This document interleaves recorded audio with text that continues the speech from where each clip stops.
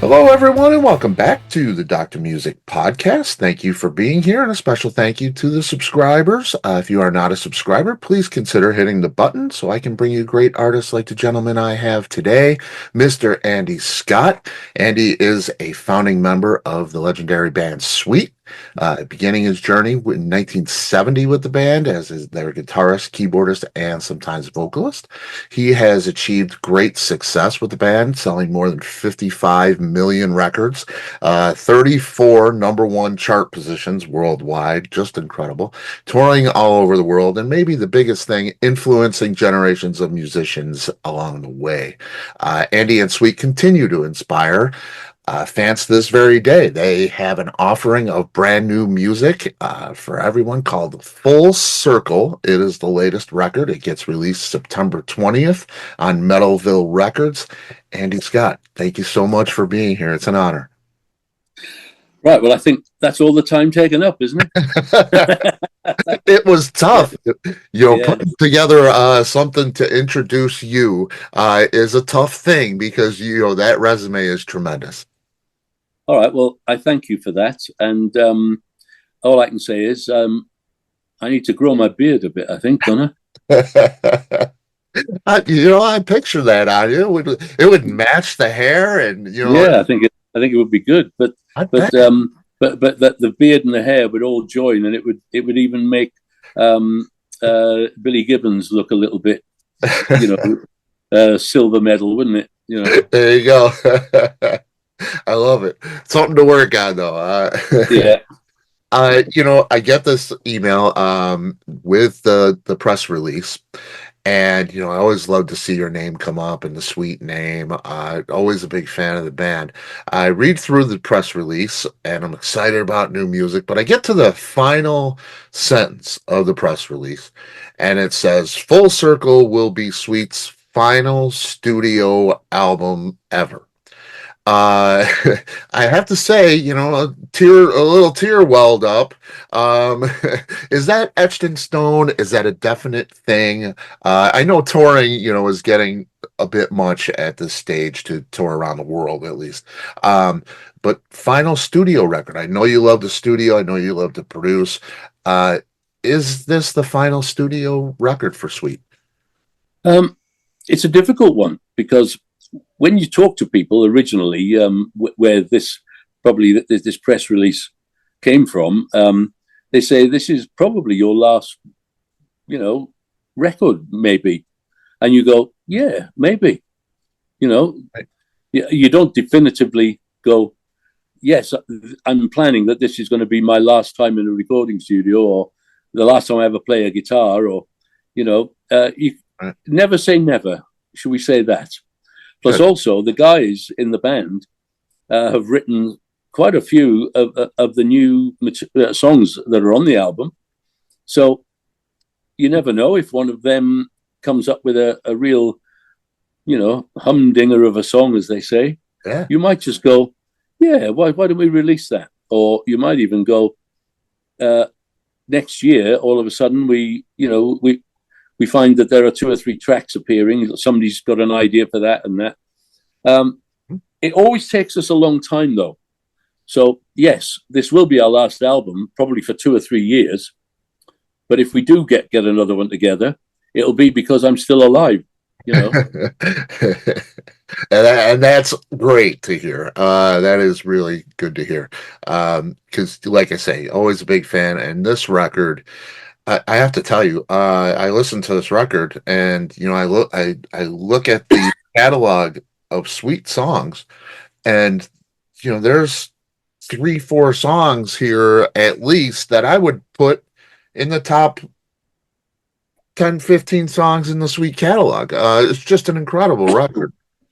Yeah, you'll have to excuse me. I've got a bit of I had a bit of a bug earlier on in the week. And it's left me with a couple of things like dry throat and all that. Yeah. So you think this is going to be in your top 5 Sweet albums, then? Yeah, for sure. It's well, great. The reaction that I've actually had from new and people I've known for a long time is the first thing is it's not quite what I was expecting. In other words, it's better than I was expecting. You can see it in their faces, and it's the I think it's the fact that it's more commercial than I think people were expecting. I think there are lots of tunes on there that are earworms, as they're called. Where they you hear the song a couple of times, and then you find yourself a day or so later going, oh, "What is that I've got in my head there?" And we're not.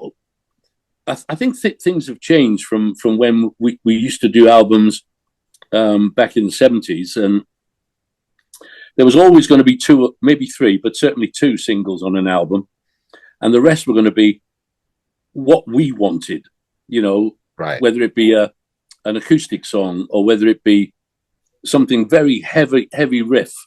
Because you go back and listen to some of our albums, and there are songs that are heavier than Iron Butterfly on there. They really are quite heavily riff driven or clever with the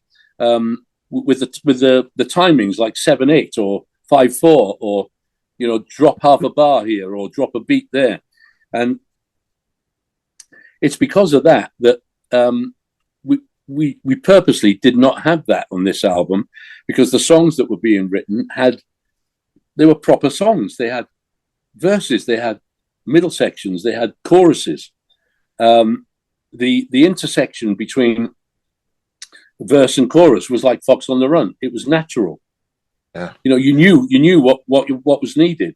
So from that point of view, it was and to do that, it's not as easy as having a song that's mainly guitar riffs, where everybody just needs to concentrate while you're playing. That is easier than putting together something that's got a lovely sound and vocals with heavy rock guitars. It's finding the space for all of that, and I am very pleased with it. Yeah, and that's just what this record does. It's a great description, because I think the sweet sound for me was really defined a lot by the melodic harmony vocals and the gang vocals. I think it took that Beach Boys, Crosby, Stills, Nash, Three Dog Night kind of vocal thing to another level. From that late 60s or mid-late 60s to the early 70s, what you were doing, taking that and putting it into a fistful of rock, which, there was a great balance there. This has, it has all of that, and that earworm, that hook, is just, the melodic rock, as they call it now. It's just full of that. Were vocal harmonies early on? Were those? Did you spend a large amount of time? Was that important in the sweet sound for you, or did it just happen that way? Hey, let's all sing here, and it came out great. Or did you really spend a lot of time and put those vocal harmonies into the songs? We never spent loads of time because we all knew where we were going to be singing in the range. So there were certain songs like Love Is Like Oxygen, where you need to know what notes you're singing, and that needed sitting down and everybody working out their parts, because we were so used to singing together and not separated. Nowadays you can make it sound right by getting each person to just sing your part, then you do your part. You've got unlimited scope on the computer. Right. But back then, I remember doing a series of vocals on my own on 16 track and finding it very difficult, because you had to create new space by destroying what you've just done. So you did 4 vocals singing that part, move it to there, then wipe them, and then do another 4 doing the new part and adding it to that, and then doing another 4 and then doing that and adding it to that, and then bouncing all of that down to another track because you needed the space. on the Right. recording. And if you've never done that on 4-track or less, you would never have learned how to do that. And knowing that the voice that you're going to need to keep it a bit louder than anything else is the higher vocal, because as the generations deteriorate, it's that really higher whistly end that will diminish. So as long as that really high vocal that you want to hear is still there after all that work, then you've got something. I mean, when 24-track came, it opened up a whole new ball game, because you didn't have to destroy as much. Right. But all our earlier records were done on 8-track. The early '70s stuff. So, but then the Beatles did Sergeant Pepper on 2 4-tracks. They were waiting for their 8-track machine, and it didn't arrive, and they were scheduled to start, so they started with the 2 4-tracks that they were used to using. And the Beach Boys did Pet Sounds on an 8-track machine. So just insane. They don't sound that much difference, but I do have to say that going back to, as you rightly said, we were definitely influenced by bands like the Hollies and Three Dog Night and the Beach Boys. Yeah. You go back to the Beach Boys and you hear their harmony blocks, because you can buy CDs of this now. They never destroyed anything. They had a 1/4-inch tape running all the time. So when they were building their harmonies, they didn't record it, and then because they needed the space, destroy it. They still had it on a 1/4-inch if they ever needed it again. That's what we should have done, but nobody told us. Yeah, that's and just so tedious, and that's when we look back at those records, and doing it that way, that's what makes those records, aside from the great songs, that work and all that artistry that's put into that is just, I mean, look, God only knows when that was recorded, 1966, 67. Yep. My God, that was like, I used to lie in my bedroom and just kept playing that song. Yeah. It's just lush harmonies, and just beautifully recorded. Yeah, no doubt about it. Was there something you made sure to have a lot of with this Full Circle record? Is there a set of rules that you have to stay within that sweet sound? To make it a sweet record, do you have certain parameters when you're recording and writing? Well, there's a guitar sound for starters. Mm-hmm. There's the harmonies, they have to be there, and the drums. Most, it's the foundation is the guitars, bass, and drums. For everything. We're trying not to use so much keyboard on this album, on this particular record, although there is a Hammond organ, and there are some sounds that you would believe are keyboards, but they're not.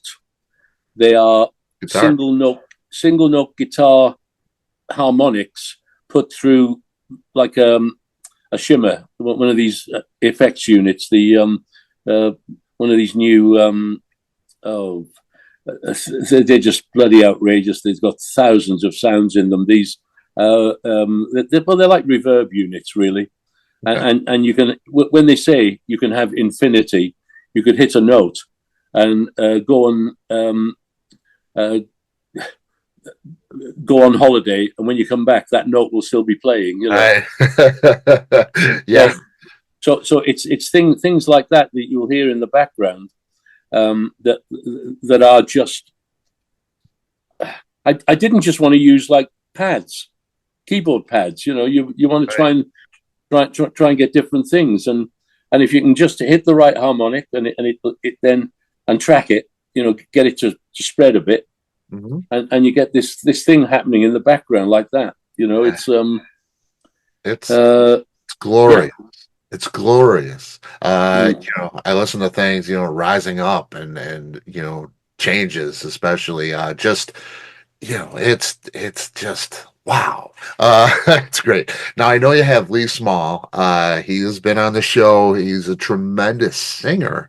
He Uh, is. he's just his solo work and Lionheart, just you hear him, and to put him into harmonies like this is great. You have Paul Manzi, also fantastic singer. This is a very vocal band.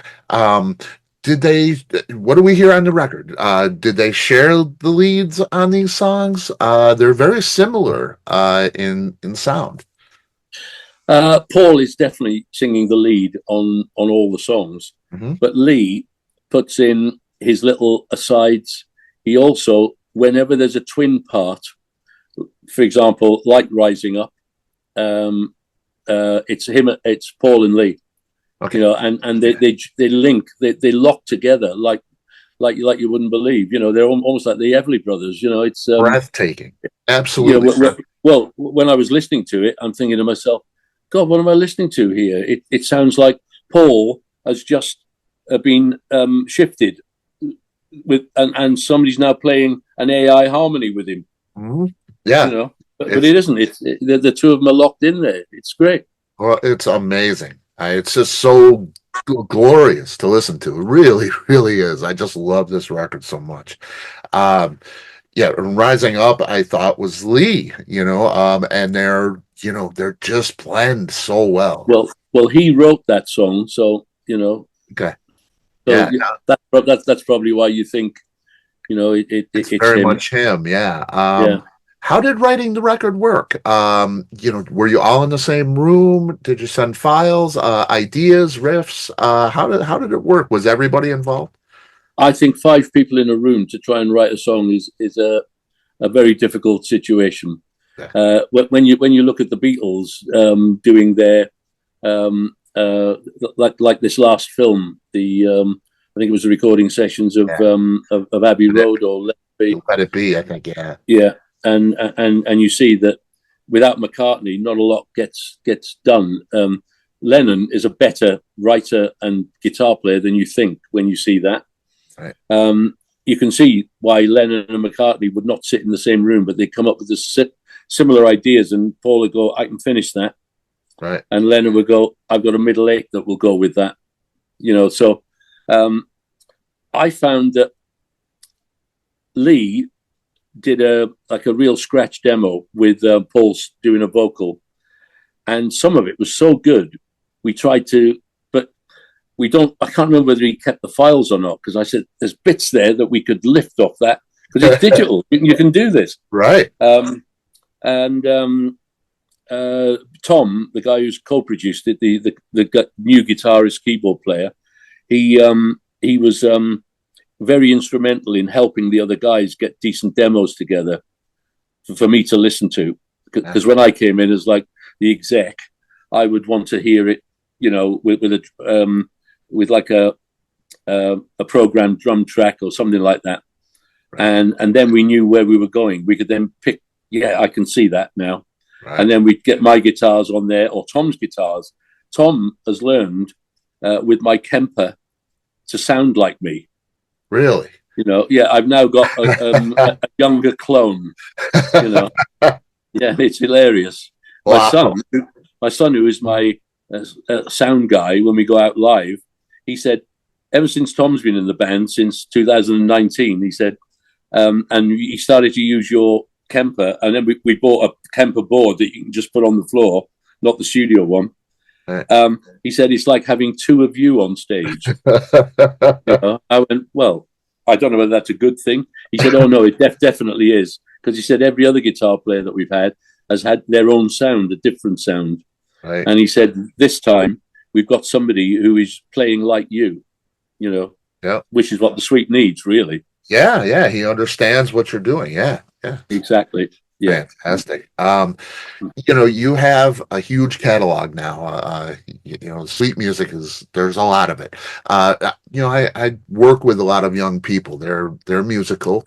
They enjoy rock, jazz, whatever I play for them. That some more than others. I'm going to play sweet music for them. what's the first thing they should hear? What's the first thing? Is there something that represents the sweet sound more than anything else? Difficult, because we morphed. Right. You can't play them the original early stuff from the 71. And you can't really play them Little Willie as maybe our first foray into the American charts. I guess you've got to wait until the Ballroom Blitz and Fox on the Run, really, to give them a taste of where it ended up and where it really went from there. Blockbuster was more of a European thing, mainly a British thing. But I think that I mean, Hellraiser wouldn't be a bad song to play them, because it gives you the insight of a band that's exciting, dangerous, yep. but still has harmonies and is still accessible. Yeah, very much. But if you start going further on and play Love Is Like Oxygen, you've moved too far, because that's really not representative of what the band in that 10 years had done. Right. You found something that's getting to the full eclipse there. Yeah. But you want something to still show some of the light from previously. That's a beautiful answer. That and I will do that for sure. We will enjoy the whole. Maybe you should do a mixture of Hellraiser, Ballroom Blitz, and Fox on the Run. Yeah. Wow. Oh, that just sounds so great. Very well, very good. You're very much known as the pioneer in glam rock and glam metal. A lot of those bands. Out of all those bands, I'm sure you've heard, some of the Motley Crues and things like that come out. Is there one particular band that you said they've kind of nailed the sweet thing? I hear sweet in them. Is there one band? Well, there's a few. I know that because I keep because we're both into football. Joe Elliott and I keep in touch with each other, and they did a fantastic version of Action. Yes, they did. Yeah, and I have to say, Motley Crue did a very good version of Hellraiser on their was it Tinseltown album? They had a song called "Kickstart My Heart." Yes, and it sounds like Hellraiser to me. The intro is definitely Hellraiser. So look at that. Yeah, that's interesting. Yeah, and I really like Gene Simmons. I don't think Kiss were a complete but they were definitely influenced by us, because he keeps in touch. He keeps reminding me how he was listening to Ballroom Blitz in his hotel room the other day. All that kind of stuff. So yeah. That is so great to hear, because him himself a legend, of course. That's what I mean. You've created all of these wonderful things and brought people to the sweet music brought us so much more than just sweet music. Whole generations of great music. And you did Crudely Mott on the A album, right? A little bit of that, Dr. Feelgood sound. That was interesting to hear. Yeah, it was. We had a drummer then, the guy from Michael Schenker, Bodo Schoff, recording the album with us, and he had an electronic kit, and he set up a beat that was, and it was, and I came up with the guitar riff. And it was all done spontaneously with Mal, the singer at that time. He could sound like anybody. He had the AC/DC voice. He had the Ozzy Osbourne voice. When it got to that, was like a last throw of the dice for the album. Right. Put a little bit of comedy in there, and just basically say, we know what you did. You know? Right. That's exactly what I got from it when I heard it. I was like, okay, giving it back a little bit. It was great. But not nastily, you know, in a fun No, way. yeah, very much so. Very much so. You've had a lot of contact with you mentioned Gene Simmons, and I know Nikki Sixx has contacted you. You mentioned Sammy Hagar in the early Oh aftermath. God, I loved Sammy as a Ah, guy. You know, well, you see it there. It's one of my favorite records of all time, the first Montrose record. yeah. Uh, I love Sammy. And I know you did the Breathe song, Hands to Heaven. You've done Oh and working with Brian Johnson right before he got yeah. recording with him, which makes me a little sad before he came to be with AC/DC. Never got a voice like a guide voice on anything from him because I got the message when we were doing the backing tracks. I found the message after 2 days from somebody saying he's got the gig with AC/DC, and I now know why this record company wanted to get their last album with him in the bag. Right. Uh, I don't know why they didn't. I don't know why they didn't tell me because, you know, would have moved it along, maybe. Yeah, well, no, it's obviously not a secret, is it? You know, right. Because somebody told me. So I then told Brian. I said it's really going well here. So he came down with his manager, and when they heard the tracks, I could see it in their faces that this project was not going to go any further. Brutal. No, I mean, look, he was then obviously bought out of his record contract with this label. And the first thing I did was I made sure that all those tapes were in the boot of my car. Do you still have the tapes? No.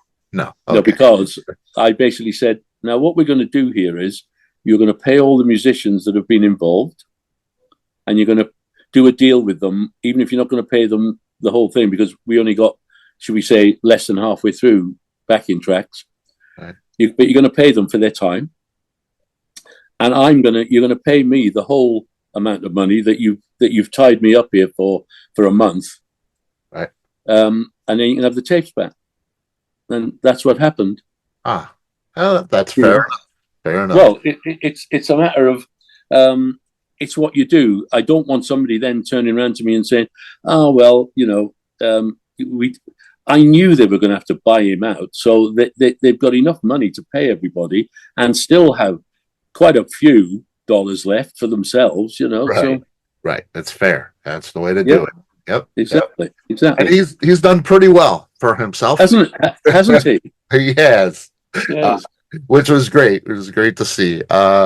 Very much love that band, Len and Brian's voice. Really something. All these things. I know I've heard you say you kept small journals.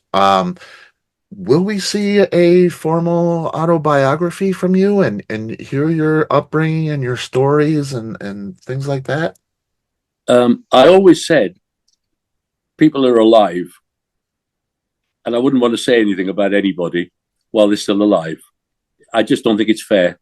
Yes, that is because we don't know what's going to happen in this world, and it's not something. I also have this thing that I don't know whether anybody would want to read my journals, my story, but then maybe they would. I don't know. That's a lot of humility on your part. Yes, we would. There's a lot of people out here that would love that. But the other side of it is, I think I get very technical when I talk. So a lot of what I would be doing is talking about how I got into Kahler bridges for my Stratocasters and what gauge strings I was using in the 70s, like eights, like Jeff Beck, and think things like this. So it wouldn't be, how many women I've had as liaisons and where I've done it, in various places, So we're doing something at the moment where it might well be an online thing, where the American tour, the first headline tour in '76, it was a long tour, and we went virtually everywhere. We played with so many different bands, and there might well be a kind of calendar type journal to show how we started with that and where it finished, and because a friend of mine who's got my stuff, who looks through my old diaries, he said there's definitely one day, he said, you're in Hawaii, you've got a little bit of a holiday going on before you start the next bit of the American tour, and you've written in the story, you've written in the in the diary, fuck, and that's it for that day. He said, so I don't know, you were in paradise and something has gone bollocks. Did you remember that day? No. No. Well, that's not good. Yeah. That's good. Yeah. And those are the fun things. I think people would love that. And we would.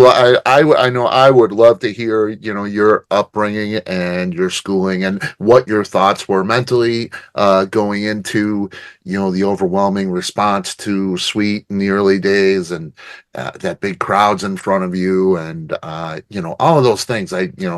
We love you. We care about you. We love the music and the band. So it would be wonderful to hear all of those things. Your thoughts. Okay. On that. When I've grown a beard like yours, I'll consider it. Yeah. I will look for it. I will look for it. You have tour dates set for Australia. Where else might we see you? I know the States are done. It's just terrible here. The music, the response to rock music is it's really non-existent to a point here. Europe, though, huge. They really appreciate the rock music. Australia, I know you've got on the books. Will we see you a pretty big farewell tour? The farewell thing is farewell to touring, like the old days, right? Going on the road, like some bands still do. They go on the road, and 3 months later, they don't know where the hell they are. Right. I won't do that anymore. I can't. My health won't let me. Right. But it doesn't mean to say I won't do gigs. I just won't tour like that. We start in September doing some dates in Germany, but we're doing something in the end, about 16 shows, I think it is. But we're doing them over a period. We're doing like 4 shows here, 3 there, with gaps and days off. Right. Because we can fly home for 4 days and then come back and pick it up again. And Australia, we were doing a rock the boat thing out of Sydney for a week. And then somebody picked up on that and said, well, while you're here, do you want to do some dates? And we thought, oh, yeah, we'll do a few dates, half a dozen maybe. Maybe we'll do, Melbourne, Sydney, Brisbane, Perth, something like that. All of a sudden, we're doing 12 or 13 shows in 3 weeks. And I said, well, we're not on a bus. And he said, well, no, it's too big to just get on a bus. But he said, you'll be on a plane here and there. And coming down from Brisbane down to the New South Wales coast. And I said, oh, I've done that before. It's lovely.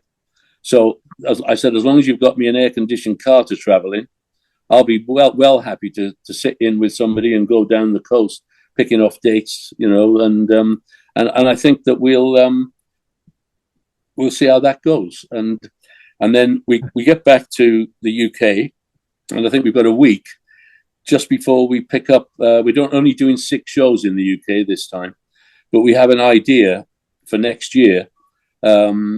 March, April time, we're going to do 1 big show in London. Wow. Hopefully this album will have resonated with a few people, and we'll be doing our I know that the guy has called our Australian tour the farewell tour. Well, it might well be the farewell tour for Australia, and quite frankly, he's not wrong, because to go all the way to Australia and do 3 shows and then go home, they're going to want more than that. So, Right. And bless those Australians. They love you and Sweet. It's a beautiful thing. Yeah. The response is great there, and we love to see that for sure. I think a lot of the shows have already sold out as well, which is good news. How great is that? That is great to see. Is there something, you've done so much, you've accomplished so much. Um, is there something that you still want to do in your life that you haven't had a chance to? Um, no, I suppose this is the time when I say I'd like to be prime minister, but I would hate to be a politician these days. Yeah, yeah, It's messed up. The whole world is messed up. You can see that there's all kinds of. I mean, Britain having people like that come and be riotous over a misinformed person. You know, it wasn't the person that they said it was. You know, who did this, and people using knives. yeah.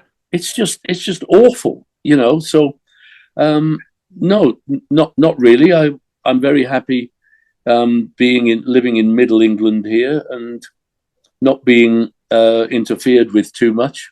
Yeah. Being here with my wife and my dog, and my family are only just down the road. Yeah. And my other family is in North Wales. Okay. So no, no. I so love to hear that. Content. You want for nothing. It's just you're living a great life. Hmm. That is so great to hear. The other thing is, I'm 75 now, and we did 2 shows up in my favourite hotel in North Wales, where they shot the original version of The Prisoner, the series, the TV Patrick McGowan series, the British one. Yeah, and we did 2 shows there, and everybody was kind of saying, asking people that knew me, what does he want for his birthday? So I went online and I said, I'll tell you what I'd like. I'd like you to make a donation to the cancer unit where they're creating a robotics unit. And I put a bid up there of 5,000 because I only announced it just before my birthday. And when I got up there, it was already at the 5,000. And that's beautiful. I think we're going to hit a target. Well, we've already hit a target of 6,000 odd. So at the end of this month, I'm giving that money to the robotics unit at Bristol Universities. They need something like 60,000. Wow. So at least it kicks it off. It's a good start, Yeah. God bless you for that. And that's we need that in our humanity. Yeah. Like you were saying. And also they're setting up for people like me, because I'm carrying on gigging and everything. I could give them 10% of my gigs money, right? Which would then keep the unit, like get a few of their people that they've treated and who are donors and things like that. So if they had enough people, donating X amount a year, that unit will go from strength to strength. Yep. Making lives better, making the world a better place. Yeah. It's a beautiful, beautiful thing. Can we link to that? Do you have a link where we can donate to that? Or yes, if you go on thesuite.com, there is and it's only going to last until the end of this month. If you just scroll down, it's probably the second or third thing. We reposted it saying that at the end of the month it will be closed and I'll be donating the money. So if people want to give to that, it's all on there. There's a link. You just hit it, and it's one of these fun pages. Fantastic. And it's on the suite.com's Facebook. Okay. Yeah. We'll have links there in the description, and you can go there and change the world. It's a beautiful thing. Great. Andy Scott, thank you. Tremendous honor. I so appreciate you. That's all right, mate. Thank you. Thank you. Take care now. Bye. Bye.